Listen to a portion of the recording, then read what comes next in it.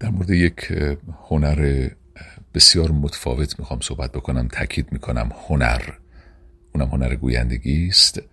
خلاف اونچه که تصور میره، گویندگی بیشتر در ردیف امور تکنیکی یا انواعی از مهارت‌ها طبقه بندی بشه. البته که نقش مسائل فنی یا مؤلفه‌های فنی و مهارتی در اون بسیار پررنگ هست، اما گویندگی یک هنره. همونطور که بازیگری در سطوح متعالی تبدیل به هنر میشه و یک آرتیست یا یک بازیگر تبدیل به یک هنرمند میشه، ولی ذات کار گویندگی به اعتقاد من یک هنر هست. پس من با این مقدمه و با تأکید بر این مهم بحثم رو آغاز میکنم. گویندگی در واقع یک کانکشنی است میان درون یک انسان و آنچه که در شکل بیرونی این کانکشن رو ایجاد میکنه، یعنی مجموعه عظیمی از واژه‌ها، کلمه‌ها و عبارات. و هرچه این کانکشن قوی تری باشه، خروجی بهتری خواهد داشت. البته به شرط اینکه یک گوینده از توانایی‌های بالقوه و البته آنچه را که در مسیر اکتسابی کسب کرده، یعنی از طریق اکتساب و آنچه را که در درون خودش به ذاته یا بالقوه داره، توانسته باشه یک هماهنگی بسیار قابل توجهی بین اینها ایجاد بکنه. یعنی اگر من گوینده صوت مناسبی دارم، این صوت به تنهایی متضمن پیشرفت من و تاثیرگذاری من بر ذهن مخاطب نیست. نیاز به بیان مناسب، لحن مناسب، هوش بالای حسی و رابطه یا کانکشن میان ذهن و زبان و به تبع اون کانکشن با متن که مؤلفه بیرونی ما به حساب میاد. پس مجموع اینها مثل یک موتور یا مثل یک کارخانه کار میکنه و البته دایره واژگانی وسیع، فهم درست از متن یا محتوا، این نیاز به سواد خوب داره. یعنی یک گوینده باید در نهایت همه اینها رو داشته باشه.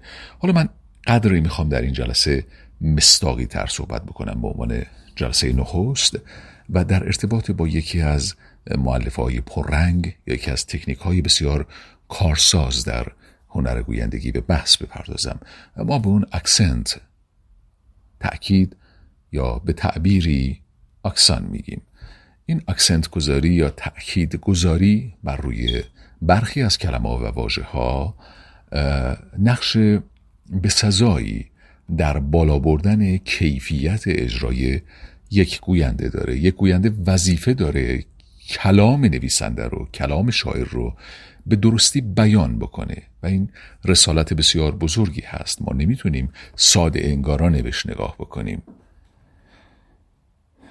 متنی که پیش روی من هست و قرار هست که به بیان بیاد میتواند صاحب محتوای عمیق، پیام والا و در واقع معانی بسیار بسیط باشه. علاوه بر اون یک متن خوب علاوه بر محتوا میتواند ساختاری زیبا، پیچیده و مینیاتوری داشته باشه. پس من باید وقوف کامل بر اینها داشته باشم تا بتوانم کلام یک نویسنده یا شاعر رو به درستی بیان بکنم. این بخشیش یا بخش مهمی از این مهم وابسته یا در گرو بخش اعظمی از دانسته هاست. یعنی من باید با تکنیک های آشنا باشم، با مهارت های آشنا باشم، بتوانم اونها رو به درستی اجرا بکنم تا از عهده انجام این مهم بر بیام. راجع به اکسنت صحبت می کردم.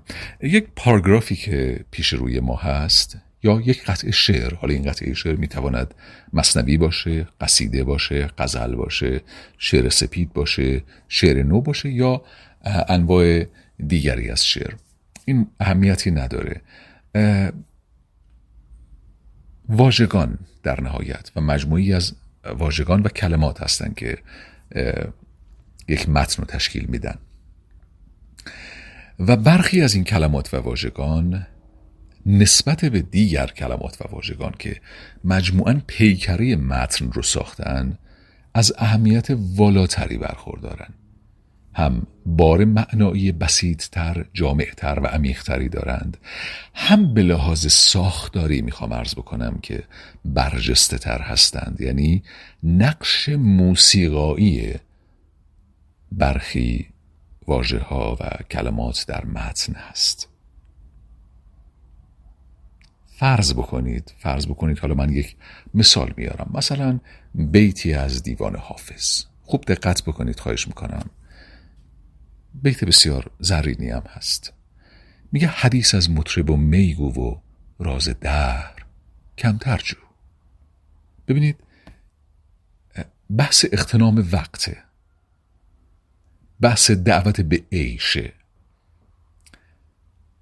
و بیهوده انگاشتن تصورات واهی، فلسفه ها یا روش های استدلالی برای کشف حقیقت جهان، وجود خدا و انسان هست. حافظ مطمئناً تمام مدرسه های اندیشگی و فکری رو به اندازه خودش کاویده. همه این مسیرهای استدلالی رو به اصطلاح طی کرده و اینجا با اتکا به وجه عارفانه ذهنش و وجودش داره من مخاطب رو دعوت به اغتنام وقت و پیوستن به یک حقیقت روشن میکنه، به اینکه عمرم رو یا زمانم رو مصروف به مسائلی بکنم که ثوابمندتره، از زندگی بهره درستی بگیرم. اصطلاحاً این جزو اون ابیات خیامی حافظ به حساب میاد، یعنی رد پای پررنگ اندیشه خیام در اون هست. من قصد ندارم به مباحث فلسفی و ادبی ورود بکنم که قطعاً اینجا جاش نیست، فقط خواستم که مسئله روشن‌تر بشه. پس در مصرع اول حدیث از مطرب و میگو و راز دهر کمتر جو، تأکید حافظ در کمتر جستنه. والا در ادامه حدیث از مطرب و میگو و راز دهر کمتر جو، که کس نکشود و نکشاید به حکمت این معما را. حکمت همون فلسفه است، همون روش های استدلالی است. البته در نظر داشته باشید که حافظ حکمتدان هست و اعتقاد راسخی به حکمت داره، در کنار اینکه یک عارفگرای تراز اول به حساب میاد، اما بی اعتقاد به حکمت نیست. اما در اینجا حکمت رو نفی میکنه و ناتوان میدانه، نه به معنای نفی مطلق. مقصود حافظ این هست که ما زندگیمون رو و ذهنمون رو صرف واهیات نکنیم یا صرف کشف حقیقت جهان نکنیم. حقیقت جهان از دید او راز سر به مهری است و بضاعت انسانی بسیار محدود و عمر انسان ناپایدار و کوتاه. پس یک نصیحت اتفاقا میخوام بگم که از قضا هم عارفانه و هم حکیمان است. پس دقت بکنید به اینکه ما در دو مصرع دو اکسنت یا دو تأکید کاملا پررنگ و غلیظ داریم. حدیث از مطرب و میگو و راز دهر کمتر جو. اینجا روی کمتر جو که کس نکشود و نکشاید به حکمت این معما را، و بعد روی حکمت برای افاده مقصود درست، یعنی آنچه رو که شاعر یا نویسنده دنبال کرده، ما به اون مقصود غایی میگیم. گوینده باید توجه داشته باشه مقصود غایی شاعر یا نویسنده رو به بهترین شکل ممکن ادا بکنه. یعنی اینجا بحث ما بحث کاملا محتوایی هست. شاعر یا نویسنده مقصود مشخصی رو، مقصود معینی رو دنبال میکنه و در اثری که خلق کرده و تولید کرده غایت‌هایی تعریف شده.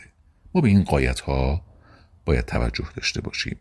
دوم، وجه ساختاری است، یعنی اینکه تضمین کننده حفظ تمپو، ریتم یا موسیقی کلام هست. اگر من اکسنت ها یا تأکید های نابجایی بگذارم، علاوه بر این که حق مطلب رو به درستی ادا نکردم و حتی بعضن مفهوم رو باژگونه کردم، یعنی تصویر غلطی از اون به شکل ناخواسته ارائه دادم، به شکل ساختاری هم در مسیر غلطی میافتم، یعنی ریتم خراب خواهد شد، ریتم مناسب با حال هوای متن یا تمپوی مناسب. دوم، موسیقی کلام دچار ریزش، شلختگی و به هم ریختگی میشه. پس اکسنت گذاری های درست مثل یک رشته نامرئی ریتم، آهنگ یا موسیقی کلام رو هم حفظ میکنه. خوشحالم از این که تا پایان با من همراه بودید. من در جلسات بعد در ارتباط با وجوه دیگری از هنر ارجمند گویندگی با شما صحبت خواهم کرد. بدرود.